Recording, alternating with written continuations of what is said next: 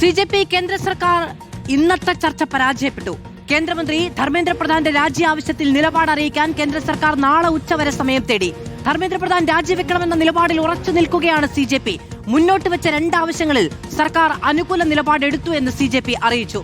മരിച്ച കുട്ടികളുടെ കുടുംബത്തിന് 1 കോടി രൂപ നഷ്ടപരിഹാരം നൽകും. ദില്ലി പോലീസ് രജിസ്റ്റർ ചെയ്ത എഫ്ഐആർ റദ്ദാക്കണമെന്ന ആവശ്യവും അംഗീകരിച്ചു. നാളെ വീണ്ടും ചർച്ച നടക്കും. हम लोगों ने जेपी नड्डा जी एंड उनके साथ जो मिनिस्टर जितेंद्र सिंह जी है उनके सामने हमारे जो 3 मेन डिमांड्स है वो रखे.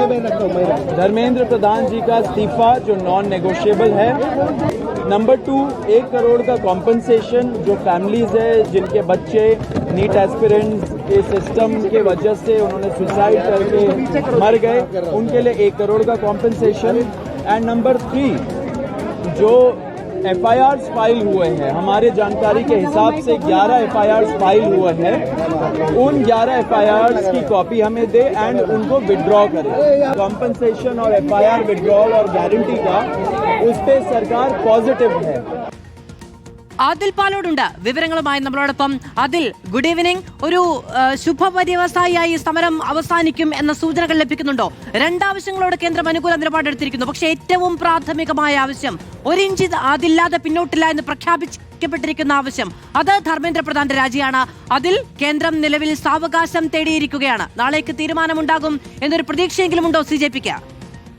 നിലവിൽ അങ്ങനെയാണ് പ്രതീക്ഷിക്കുന്നത്. പ്രത്യേകിച്ച് 2 മണിക്കൂർ നീണ്ട ചർച്ചയാണ്.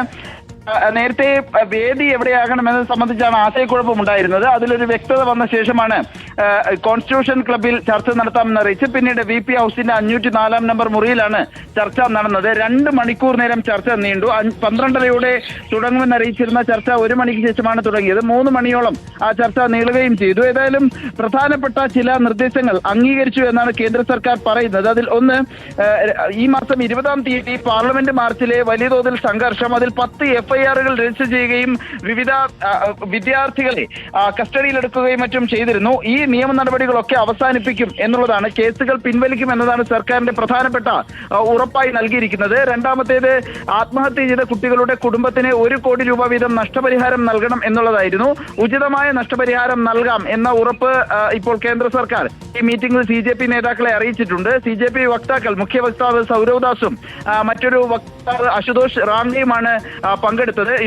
ഈ സമവായ ചർച്ചയിൽ കേന്ദ്ര സർക്കാരിന്റെ ഭാഗത്ത് നിന്ന് കേന്ദ്ര ആരോഗ്യമന്ത്രി JP നദ്ദയും പ്രധാനമന്ത്രിയുടെ ഓഫീസിന്റെ ചുമതലയുള്ള സ്വതന്ത്ര ചുമതലയുള്ള സഹ കേന്ദ്രമന്ത്രി ജിതേന്ദ്ര സിംഗും പങ്കെടുത്തിരുന്നു. ഈ 2 ആവശ്യങ്ങൾ അംഗീകരിച്ചു. പക്ഷേ സുപ്രധാനമായ, വളരെ പ്രധാനപ്പെട്ട ആവശ്യം ധർമ്മേന്ദ്ര പ്രധാന്റെ രാജി ആണ് എന്നുള്ളത് സിജെപി നേതാക്കൾ യോഗത്തെ അറിയിക്കുകയുണ്ടായി. മന്ത്രിമാരോട് ഇക്കാര്യം പറയുകയും ചെയ്തു. രാജിയില്ലാതെ സമരം അവസാനിപ്പിക്കാൻ കഴിയില്ല എന്ന് തന്നെ കൃത്യമായി പറഞ്ഞു. 1 ദിവസത്തെ സമയമാണ്. അതിനുശേഷം രാജിയിലേക്ക് പോയില്ലെങ്കിൽ വീണ്ടും പാർലമെന്റ് മാർച്ചുമായി മുന്നോട്ട് പോകും എന്നുകൂടി ഒരു മുന്നറിയിപ്പ് കൂടി കേന്ദ്ര സർക്കാരിന് മുന്നിൽ സിജെപി നേതാക്കൾ വെച്ചിട്ടുണ്ട്. നാളെ ഉച്ചയ്ക്ക് ശേഷം വീണ്ടും ഒരു ചർച്ച ഉണ്ടാകുമെന്നാണ് JP നദ്ദ പറയുന്നത്. ഒരു സാവകാശം തേടലാണ് എന്ന് മനസ്സിലാക്കുക.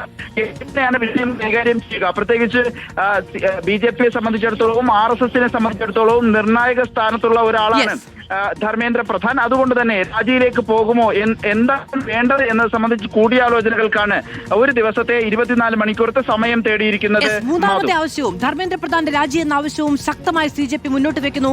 നാളെ ഉച്ചയോടുകൂടി തീരുമാനം പറയാമെന്നുള്ളതാണ് കേന്ദ്ര സർക്കാർ പറഞ്ഞിരിക്കുന്നത്.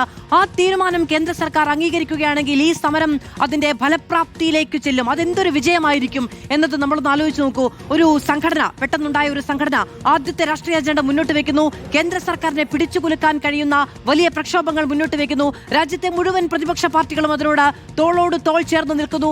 തലസ്ഥാന നഗരി ഇതുവരെ കണ്ടിട്ടില്ലാത്ത തരത്തിൽ, രാജ്യ തലസ്ഥാനം ഇതുവരെ കണ്ടിട്ടില്ലാത്ത തരത്തിൽ വലിയ പ്രക്ഷോഭങ്ങൾ, പ്രതിഷേധങ്ങൾ, സമരങ്ങൾ, മിന്നൽ സമരങ്ങളൊക്കെ നടക്കുന്നു. ധർമ്മേന്ദ്ര പ്രധാൻ രാജിവെച്ചൊഴിയുകയാണ്. ആ തീരുമാനത്തിലേക്ക് കേന്ദ്ര സർക്കാർ എത്തുകയാണെങ്കിൽ അത് സമര വിജയമായിരിക്കും.